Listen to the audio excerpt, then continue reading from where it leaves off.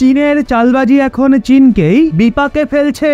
এটা চীনও কল্পনা করতে পারেনি। কোভিড-19 পর থেকে চীন তার অর্থব্যবস্থাকে প্রতিদিন একটু একটু করে ডুবতে দেখছে। কিছুতেই চীন বুঝে উঠতে পারছে না যে সে তার ডুবন্ত অর্থব্যবস্থাকে কিভাবে বাঁচাবে। এজন্য সে এখন একের পর এক এক্সপেরিমেন্ট চালাচ্ছে, কিন্তু প্রত্যেকটা এক্সপেরিমেন্ট ফেল হচ্ছে। কারণ চীন যেটা করছে সে তার চালাকির আড়ালে অন্যদের ফাঁসিয়ে দিচ্ছে, কিন্তু সেই চক্রান্ত ব্যর্থ হচ্ছে।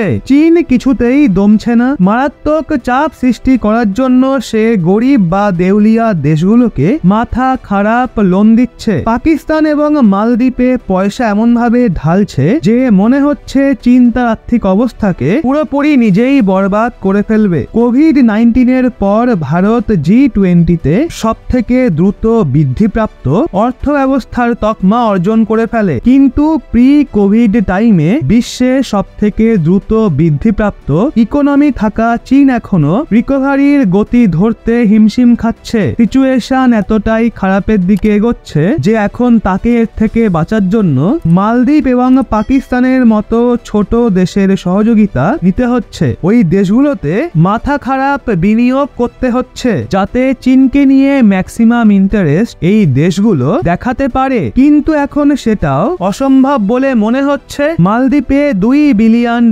বিনিয়োগ করে চীন ভারতের প্রভাবকে কমানোর যেই চক্রান্ত চালিয়েছিল সেটাও ভারতের অসন্তোষের জন্য মালদ্বীপের ওপর ভারী পড়বে। সেই জন্য চীনকেও এর ফল ভোগ করতে হবে। এখন খবর রয়েছে চীন 10 মাসে প্রথমবার মুখ্য সুদের হার কমিয়েছে। কোভিড রিকভারির গতি বাড়ানোর জন্য চীন এই পদক্ষেপ নেয়, কিন্তু যদি এখানেও গ্রোথ রেটে স্পিড না আসে তো চীনের জন্য আসা আগামী দিন অনেক কঠিন হয়ে উঠতে পারে। এখন চীনের কাছে ইন্টারেস্ট রেট কমানোর অনুরোধ অনেক কমে গেছে। চীনের এই আর্থিক সংকট অনেকটাই ইন্টারেস্ট রেটের নীতির জন্য হয়েছে। চীন তো প্রথমত সেভিংসে অনেক কম ইন্টারেস্ট রেট রেখেছিল, তাদের পছন্দের ব্যবসায়ীদের সস্তা ঋণ বিতরণ করেছিল। চীনা সরকারের এই নীতি এবং সঞ্চয়ে কম সুদের কারণে মানুষ ব্যাংকে টাকা জমা রাখার বদলে ঘরে রাখা শুরু করে দেয়। এর জন্য ওখানে কনজিউমার স্পেন্ডিং কমে যায় ও তার ধারণ ক্ষমতার নিচে চাহিদা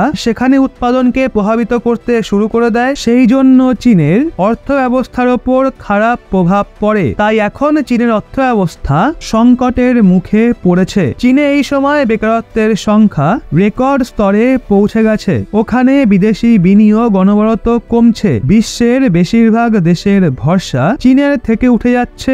এখন চীনের বদলে তারা ভারতের দিকে তাকাচ্ছে। চীন কাগজে কলমে নিজের ইকোনমিকে খুব মজবুত দেখায়, কিন্তু বাস্তবে এরকমটা দেখতে পাওয়া খুবই কঠিন হয়ে উঠছে। চীন বেশ কিছু সময় ধরে জারি নিজেদের খারাপ আর্থিক অবস্থাকে লোকানোর পর গত বছর প্রথমবার এটা মেনেছিল যে তাদের দেশে আর্থিক সংকট চলছে। চীনের রাষ্ট্রপতি ব্যবসায়িক জগতে সংগ্রাম ও চাকরির সংকটের কথাও স্বীকার করেছিল। আসলে এখন চীন অনেকটা খারাপ জায়গায় পৌঁছে গেছে, যার জন্য তাদের বিশ্বকে বলতে হচ্ছে যে চীনের আর্থিক অবস্থা খারাপ হচ্ছে।